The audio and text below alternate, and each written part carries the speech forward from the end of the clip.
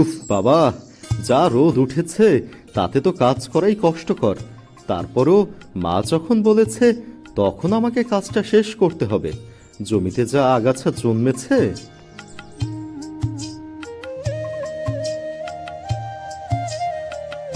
ইরা বিনু, রোদের ভিতর জমিতে বসে কি করছিস? জমিতে অনেক আগাছা জন্মেছে গো দাদা, এগুলো পরিষ্কার করছি। তা একা একাই করছিস নাকি তোর মাও আছে? তাকে তো কোথাও দেখতে পাচ্ছি না। না গো দাদা, মা এখানে নেই। আমাকে কাজ করতে বলে মা বাড়িতে গেছে। তা বেশ ভালো, কিন্তু বিনু, তুই এটা কি করছিস? কেন দাদা, আমি কি ভুল কিছু করছি? তুই তো শুধু জমির বাইরের আগাছা পরিষ্কার করছিস, জমির ভিতরও তো অনেক আগাছা। কিন্তু দাদা, আমার মা তো ওগুলো পরিষ্কার করতে বারণ করলো। তোর কষ্ট হবে এই ভেবে হয়তো বারণ করেছে, কিন্তু ওগুলো পরিষ্কার না করলে তো তোর মাকে আবার কষ্ট করতে হবে। হ্যাঁ দাদা, এটা তুমি ঠিক কথা বলেছ। হ্যাঁ রে, তুই কি চাস যে তোর মা কষ্ট করুক? না গো দাদা, শুধু শুধু আমি মাকে কষ্ট করতে দেব কেন? আমি এখনই এই জমির সব আগাছা পরিষ্কার করে ফেলছি। ঠিক আছে, তুই তাহলে কাজ কর, আমি বাড়ির দিকে গেলাম। বিনুকে এমন বুদ্ধি দিয়ে এলাম, এবার বুঝবে মজা। ভাগ্যিস মোহন দাদা একটা ভালো বুদ্ধি দিয়েছিল, তা না হলে তো গোটা জমির আগাছাই এমন অবস্থায় থেকে যেত, আর শেষ পর্যন্ত এগুলা পরিষ্কার করতে মাকে কষ্ট করতে হতো। আমাকে বুদ্ধিটা দেওয়ার কারণে আমি এখন এগুলো পরিষ্কার করে ফেলতে পারবো। মা আসার আগে তাড়াতাড়ি কাজটা শেষ করে ফেলি, এতে মা দেখে আরো খুশি হবে। ছেলেটাকে সেই সকালে জমিতে কাজ করতে বসিয়ে দিয়ে এলাম, জানি না এখন কি করছে। একবার গিয়ে দেখে আসি না হয়, এত রোদের ভেতর কাজ করা ঠিক হবে না।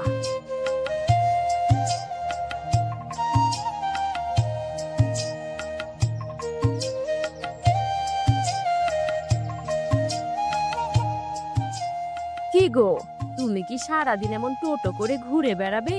কোনো একটা কাজ তো করতে পারো। টোটো করে ঘুরে বেড়াচ্ছি কোথায়? আমি তো কাজই করছি। কাজ করছো না ছাই? এতক্ষণ কোথায় ছিলে বলো তো? কোথায় আর থাকবো, ওই বোকা বিনুকে একটু জব্দ করে এলাম। হ্যাঁ, তুমি পারো তো শুধু ওই বোকা বিনুর সাথে। কেন শুধু শুধু ছেলেটাকে ঠকাও বলো তো? আহা, তুমি রাগ করছো কেন? আমি তো ওকে ঠকাইনি, শুধু একটু জব্দ করেছি। একটু পরে ওর মা জমিতে গেলেই আসল মজা হবে। তোমাকে নিয়ে আমি আর পারছি না। মাঝে মাঝে ইচ্ছে করে সবকিছু ছেড়ে দু চোখ যেদিকে যায় চলে যাই।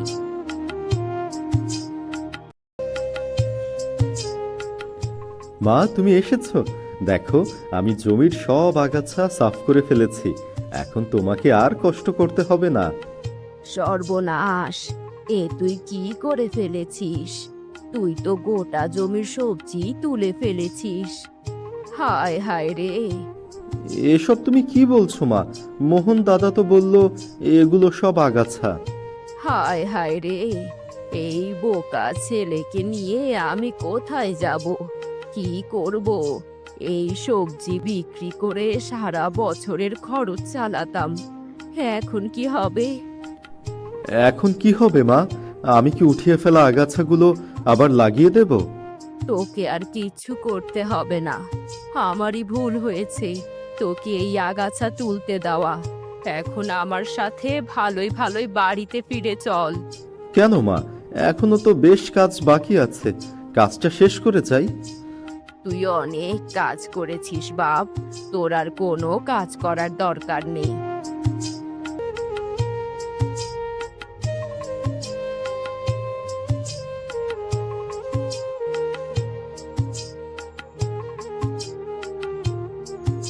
কিরে রতন, তোকে যে সেদিন মাছ চাষ করার কথা বললাম, সে কথা কি তুই ভুলে বসে আছিস?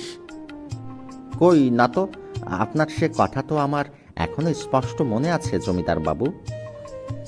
শুধু মনে রাখলে হবে, কাজ করতে হবে তো। সামনে আবার বর্ষা বন্যা আসছে, তার আগে কাজ শেষ করতে হবে। কিন্তু জমিদার বাবু, একটা সমস্যা আছে। আপনার যে পুকুর, সেটা তো পচা কচুরি পানায় ভরা।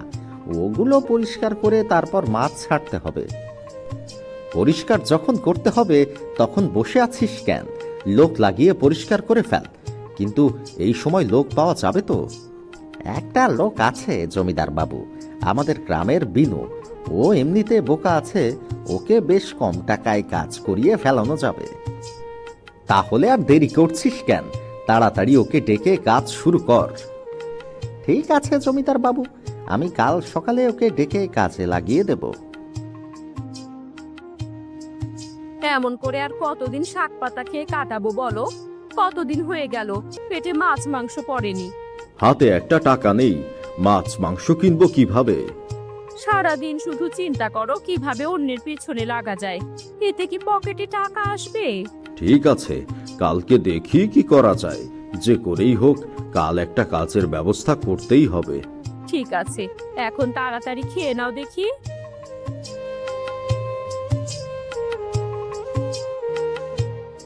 কই রে বিনু, বাড়িতে আছিস নাকি? এ বিনু! আরে রতন দাদা, তুমি হঠাৎ আমাদের বাড়িতে? শোন, জমিদার বাবুর পুকুর পরিষ্কার করার কাজ করতে হবে। তুই কি কাজটা করতে পারবি? জমিদার বাবুর কাজ যখন, তখন আর না করি কি করে? আমি কাজটা করব দাদা। তাহলে আর দেরি করিস না, এখনই আমার সাথে চল। আজকের ভিতর কাজটা শেষ করতে হবে।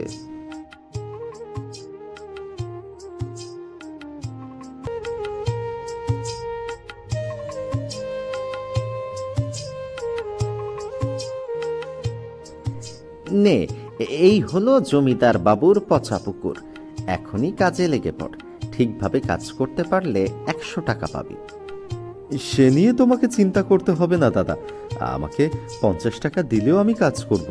জমিদার বাবুর কাজ বলে কথা। ঠিক আছে, তুই যখন এত করে বলছিস তখন তোকে 50 টাকাই দেব। নে, এখন কথা না বাড়িয়ে তাড়াতাড়ি কাজ শুরু করে দে।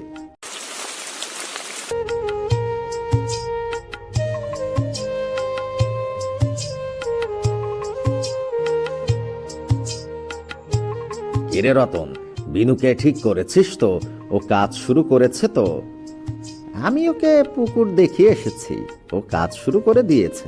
যাক, আজকের ভিতর কাজটা শেষ করে ফেলতে পারলে হলো। আজকের ভিতরেই কাজ হয়ে যাবে।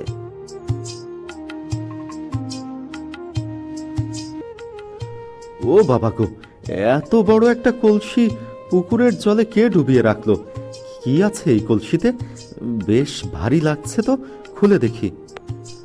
সর্বনাশ, এই কলসিতে তো মোহর ভর্তি। এই মোহর তো জমিদার সাহেবের। এটা আমার নেওয়া ঠিক হবে না। কাজ শেষ করে জমিদার বাবুকে এই মোহরের কথা বলতে হবে। জমিদার বাবু, আমি কাজ শেষ করে এসেছি। এখন আপনার পুকুর একেবারে ঝকঝকে পরিষ্কার। যাক, এত অল্প সময়ের ভিতর পুকুর পরিষ্কার করে তুই আমার বড় উপকার করলি। আপনার কাজ বলে কথা, দেরি করতে পারি?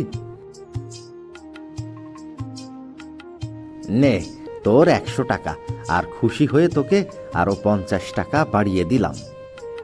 ধুর, সব মাটি হয়ে গেল। ভেবেছিলাম জমিদার বাবু আমার কাছে প্রথম টাকা দিবে, আর আমি সেখান থেকে 50 টাকা সরিয়ে নেব। কিন্তু এটা কি হলো? 100 টাকাই ওই বিনু পেয়ে গেল, সাথে আরো 50 টাকা বকশিসও পেল। জমিদার বাবু, আরেকটা কথা আপনাকে তো বলাই হয়নি। কাজ করার সময় আপনার পুকুর থেকে একটা মোহর ভর্তি কলসি পেয়েছি। কি বলছিস রে বিনু? মোহর ভর্তি কলসি? ঠিক আছে বিনু, তুই এখন বাড়ি চলে যা। জমিদার বাবু ওর কথায় কান দিবেন না। বোকা মানুষ, কি থেকে কি দেখেছে। না জমিদার বাবু, আমি সত্যি কথা বলছি। সত্যি আমি পুকুর থেকে একটা মোহর ভর্তি কলসি পেয়েছি। আচ্ছা বাবা, যদি কলসি পেয়ে থাকিস তাহলে সেটা তুই বাড়িতে নিয়ে যা। আমি ওটা চাইতে যাব না। যা এখন বিনু, জমিদার সাহেব তো বলেই দিল ওই কলসি আর তোকে দিতে হবে না।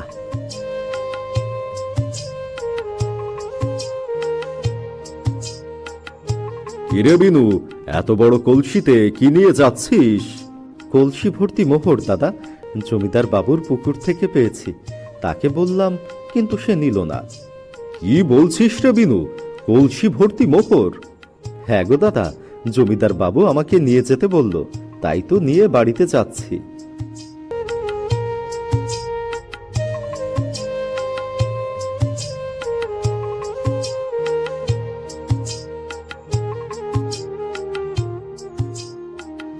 কি রে বিনু, সকাল থেকে তোকে দেখছি না যে বাড়িতে, কোথায় গিয়েছিলি? জমিদার বাবুর পুকুর পরিষ্কার করতে গিয়েছিলাম, সেখান থেকে 100 টাকা মজুরি পেয়েছি, সাথে পেয়েছি এই 1 কলসি মোহর। কি বলছিস রে বিনু, 1 কলসি মোহর? কই দেখি তো। আমি সত্যি বলছি মা, এই দেখো। সর্বনাশ, এ তো সত্যি কলসি ভর্তি মোহর। আচ্ছা বিনু, আসার পথে কেউ আবার দেখেনি তো? দেখেছে তো, মোহন দাদা জিজ্ঞেস করেছিল, আমি তাকে সব কথা বলে দিয়েছি। আচ্ছা, এবারে তাহলে ওই মোহনকে ঘোল খাওয়াতে হবে। যদি কিছু করতেও চায় তাহলেও কোনো সুবিধা করতে পারবে না। যে করেই হোক বিনুর মায়ের কাছ থেকে ওই কলসি আমার আনতেই হবে, দরকার হলে জমিদার বাবুর ভয় দেখিয়ে আনতে হবে।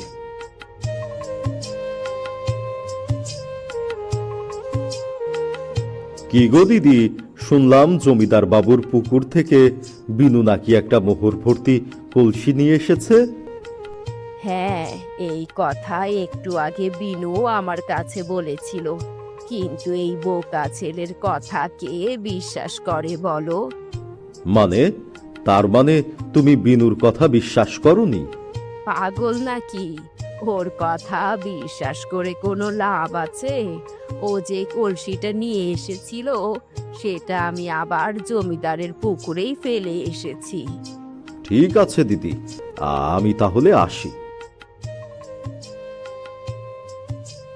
বিনুর মা তো বলল এই পুকুরেই ওই কলসিটা আবার ফেলে দিয়েছে, আর কেউ খোঁজ পাওয়ার আগে আমাকে এই পুকুর থেকে ওই কলসিটা তুলে ফেলতে হবে। এই তোমার কাজ করা, সবকিছু শিখেই তুলে এই পুকুরে নেমে বসে আছো। বিনুর মোহর ভর্তি কলসি এই পুকুরে আছে, সেই কলসি খোঁজার জন্য আমি পুকুরে নেমে আছি। এবার মনে হচ্ছে তোমার মাথাটাও বিনুর মতো খারাপ হয়ে গেছে। তা না হলে কেউ দুপুর থেকে পুকুরে নেমে থাকে? আরে তাই তো, সত্যি যদি কলসিটা এই পুকুরে থাকতো তাহলে ততক্ষণে পেয়ে যেতাম। তাহলে কোথায় গেল? এই যে ভাই দাঁড়ান, কোথায় যাচ্ছেন? আজকের কার্টুন গল্পটা কেমন লাগলো বলুন তো? আপনার মতামতটা অবশ্যই কমেন্ট করে জানাবেন, কারণ আপনার একটাই কমেন্ট আমাদের নতুন গল্প বানানোর অনুপ্রেরণা। আর হ্যাঁ, ভিডিওটা ভালো লাগলে একটা লাইক দিয়ে দিন, আপনার বন্ধুদের সাথে শেয়ার করুন এবং অবশ্যই সাবস্ক্রাইব করতে ভুলবেন না, কারণ সামনে আসছে আরও নতুন নতুন কার্টুন গল্প, হরর, মরাল আর মজার সব গল্পের জমজমাট আয়োজন।